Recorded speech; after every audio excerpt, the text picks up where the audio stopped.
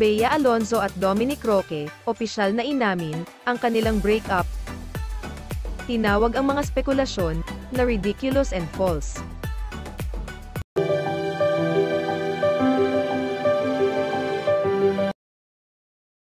Kinumpirma ni Bea Alonzo at Dominic Roque na tapos na ang kanilang engagement.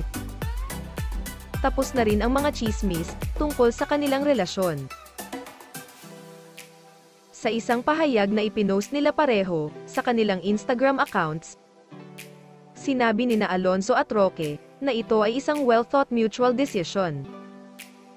After much thought, consideration, and care, we have mutually decided to amicably end our engagement. It was not an easy decision, sabi ng dalawa. We wanted to have more time to carefully deliberate and pray about it, but there have been many speculations, questions, and insults, dagdag pa nila. Sinabi ng dalawa na nagpasya silang magsalita matapos magsalita ang ilang personalidad tungkol sa kanilang relasyon.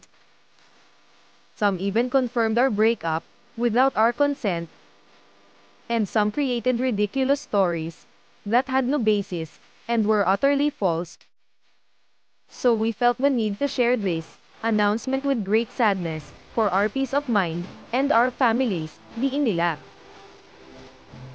Hinihiling ni Bea at Dominic ang privacy mula sa publiko and kindly spare us from more cruel and very hurtful words thrown on social media. Unang inamin ng aktres ang kanilang relasyon noong April 2021. Inanunsyo naman ng aktres ang kanilang engagement noong July 2023. Kamakailan lang, sinabi ni Boy Abunda sa kanyang talk show na hiwalay na ang dalawa matapos ang ilang linggong spekulasyon.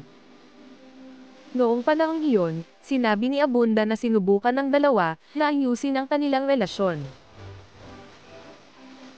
Kayo mga ka-showbiz buzz, ngayon, anong masasabi nyo sa kanilang desisyon?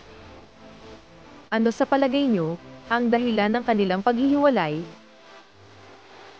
Naniniwala ba kayo sa mga naglalabasang chismis? Please leave your comments and reactions below, at huwag kalimutang mag-like, comment or share.